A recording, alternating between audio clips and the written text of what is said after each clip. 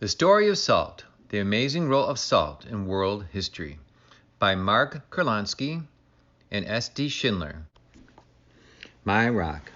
It began a few years ago with a rock I bought in a small mountain town in Spain. The rock had pink surfaces with streaks of white and brown. Though it was not a diamond or an emerald or a ruby, it was beautiful, yet it was only salt. I took my rock home and put it on the windowsill. One day it got rained on and white crystals started appearing on the pink. My beautiful pink rock was starting to look like white salt, and that seemed very ordinary, so I rinsed the crystals off the rock with water. Then for 15 minutes I carefully patted the rock dry with a towel.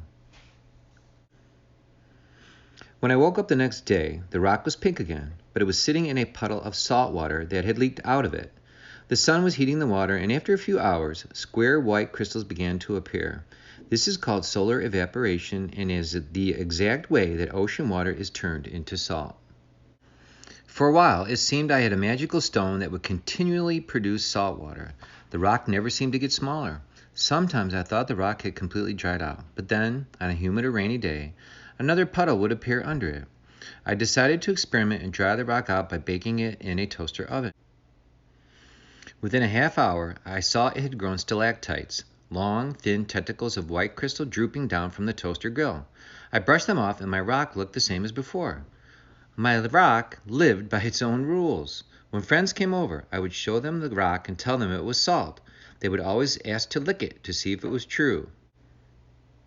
My rock was only salt, which we sprinkle on our food every day without a thought. But that simple common thing, salt, or NaCl, as it is known chemically, has been the object of wars and revolutions. It has fascinated people and preoccupied economies since before recorded history.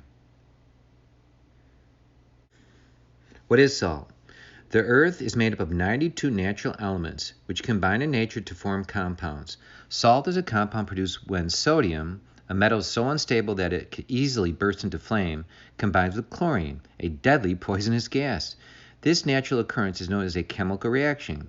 Think of it as two people who misbehave on their own but play well together. The two elements stabilize each other, and the resulting compound, sodium chloride, is neither explosive nor poisonous. This is what we call salt. Salt is the only rock eaten by human beings. In fact, all mammals, including humans, need to eat sodium chloride in order to live. Sodium chloride is needed for breathing and for digestion, and without salt, the body cannot transport nourishment, oxygen, or nerve impulses, which means that the body would not function at all. A healthy adult's body contains about 250 grams of salt, which would fill 3 large salt shakers. Our bodies continually lose salt through bodily functions, and the supply needs to be constantly replenished. How to make salt. The 4 most common ways to find salt in nature are on the ground in dry salt beds, in the oceans, in underground springs, and in rocks under the earth. Humans first found salt on the surface of the land, where ancient salt lakes had dried up. Animals, who need even more salt than people, were usually the first to discover these places, sometimes called salt licks because animals would lick the salty ground. When humans wanted to gather this salt, they simply scraped it up from the ground. The most plentiful source of salt is the ocean, but seawater must be boiled for many hours before the water has evaporated and only salt is left. This is a very expensive way to produce salt because a great deal of fuel, such as wood or coal, must be burned up. The fuel may be more valuable than the salt. One solution is to enclose the seawater in man-made ponds at the edge of the ocean and let it heat in the sun. This is a very slow process. The ponds can take more than a year to evaporate to salt crystals, but both the salt and the sunlight are free. Salt is also found in underwater springs.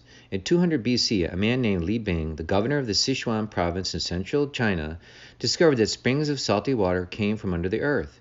Because this water is usually saltier than the ocean, it does not take as much time or fuel to boil it into salt. To get to the springs, the Chinese began drilling into the earth by pounding on long iron chisels. Then long bamboo tubes were lowered on ropes into the holes to scoop up the salt water. The work could be dangerous. Some of the workers drilling the holes would get sick. Sometimes the flames would spit out of the hole. Occasionally, a tremendous explosion would erupt and kill an entire crew. With no other explanation at hand, the people of Sichuan concluded that there were dragons under the earth guarding the precious salt. However, by AD 100, they came to understand that there was an invisible substance in the holes that would travel up the pipe. The pipe led to the house where the salt water was boiled. The workers learned to light the end of the pipe where the fumes came out to produce a flame that could heat the pots of salt water to boil out the salt. This is the earliest known use of natural gas in the world. Another source of salt is rocks that are mined under the ground. There are large rock salt deposits in many parts of the United States, including Louisiana and Texas. Rock salt is still mined under Cleveland and Detroit today. Most rock salt is extremely pure. Once miners turn on the lights, each salt mine looks unique. Some have black or gray walls, and others are so white they look like a snowstorm just passed through. Some have white stripes, while others, such as the mine in Cardona in northern Spain, have brightly colored stripes. Some mines have underground rivers and lakes that can be crossed by boat, and one mine in southern Poland even has ornate rooms carved out of salt.